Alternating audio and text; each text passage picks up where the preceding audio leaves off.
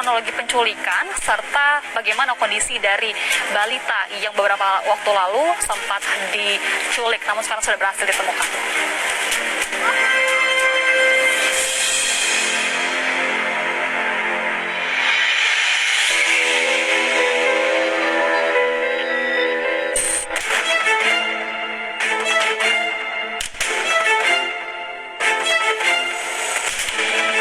Jadi untuk kasus penculikan anak yang di Ulu Jami, awal laporannya adalah berdasarkan kita mendapat informasi di sosial media.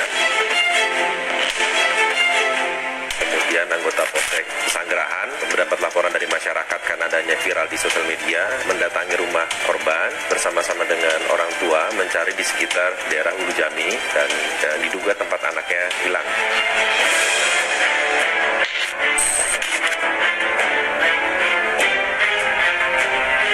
Periksa semua seluruh saksi-saksi, akhirnya dari keterangan saksi-saksi yang melihat, kemudian ada CCTV juga, dari CCTV-nya diduga pelakunya adalah orang yang memang pernah tinggal daerah sana, atas nama P, kemudian dari situlah keterangan itu kita mencari.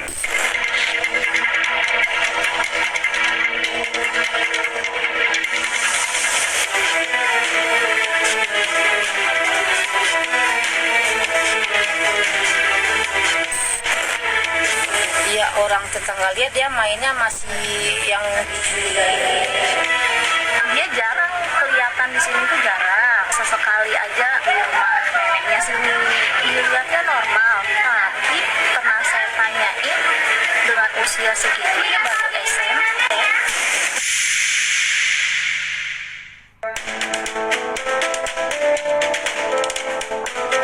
Berdasarkan keterangan-keterangan saksi dan alat bukti yang kita bisa dapat, kita bisa temukan untuk tersangka di daerah Kabupaten Tangerang.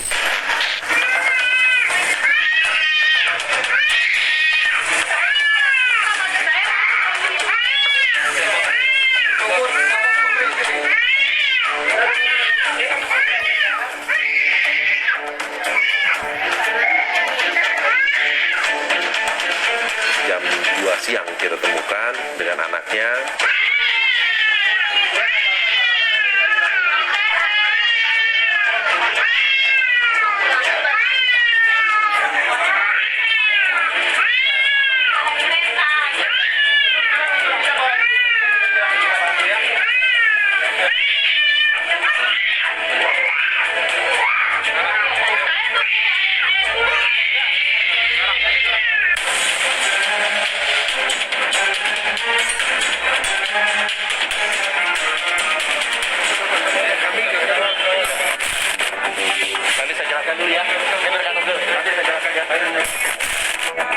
Kata tetangga suruh lihat CCTV katanya kan. Kalau ibu sendiri kenal nggak sama pelaku yang ngambil anak? Sama sekali nggak kenal? Kenal mukanya mungkin? Ya kenal muka aja, kena dia RT 15, aku RT 14. Tersangkanya ada 2, jadi pelakunya adalah anak dan ibunya.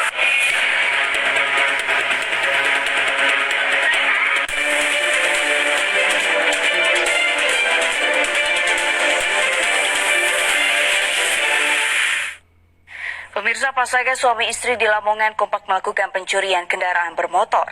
Tidak tanggung-tanggung, keduanya nekat melakukan aksi pencurian di 25 tempat kejadian perkara. Keduanya justru tertangkap saat berusaha mencuri sepeda gunung.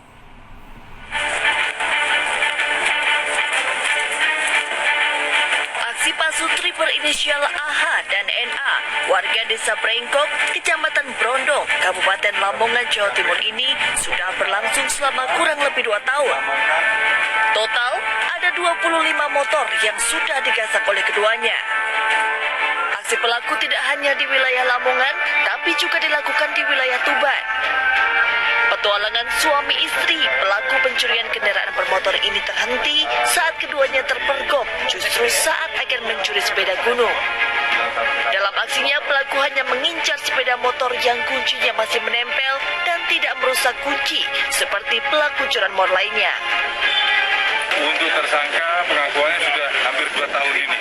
Dari tahun yang lalu, dari tahun 2019 sampai September 2020 ini. Dan yang sampai saat ini kita dapati adalah 23 TKP. Dan ini yang aneh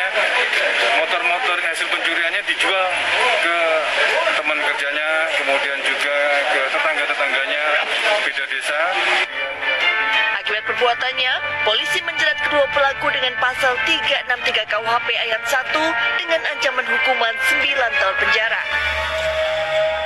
Ratusan botol miras disita petugas dari pedagang miras di sepanjang jalur Puncak Bogor.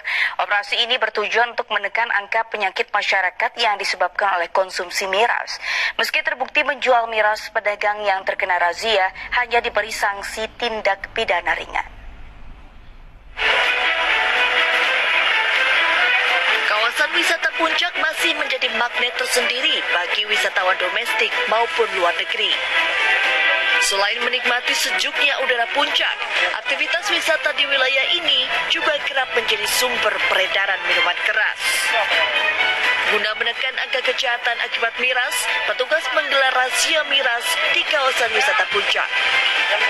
Miras yang dijual secara bebas oleh para pemilik warung berkadar alkohol di atas 70% diamankan di wilayah Mega Mendung hingga Cisarua. Ini adalah bagian daripada yang diperintahkan oleh Bupati ya untuk selalu kita melaksanakan kegiatan-kegiatan yang berkaitan dengan penyakit masyarakat. Proses razia ini sendiri mendapat perhatian dari para wisatawan mancanegara yang sedang berlibur di kawasan Puncak.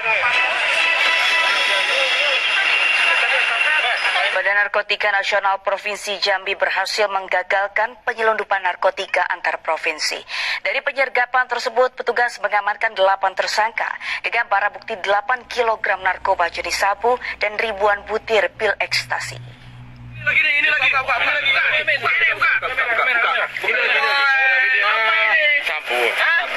Buka. Oh, ya untunglah dapat. Gagal mendapat upah puluhan juta rupiah dari mengantar sabu, pelaku kurir sabu jaringan antar provinsi ini justru dibekuk petugas BNNP Jambi. Dari penyergapan ini, petugas berhasil mengamankan 8 kg sabu asal Riau yang hendak diselundupkan ke wilayah Palembang, Sumatera Selatan. Setelah melakukan pengembangan, petugas juga menangkap 7 pelaku lain yang berperan sebagai pengedar dan kurir narkoba dengan barang bukti 3.382 butir pil ekstasi senilai miliaran rupiah yang langsung dimusnahkan oleh petugas.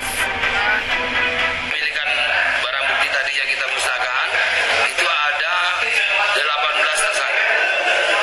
Pengedar atau kurir? Ya, ada yang pengedar, ada yang kurir. Sabu warna pink itu mau diedarkan di Jambi atau di mana, Pak? Akan dibawa ke daerah tetangga, provinsi tetangga. Tapi kita stop Sanggong di Kota Jambi. Pemesan dan pemasok barang terlarang tersebut masih dalam pemburuan polisi. Sedangkan ke-8 pelaku yang telah diamankan kini harus mendekam di sel tahanan BNNP Jambi setelah dijerat pasal tentang narkotika dengan ancaman hukuman 10 tahun kurungan.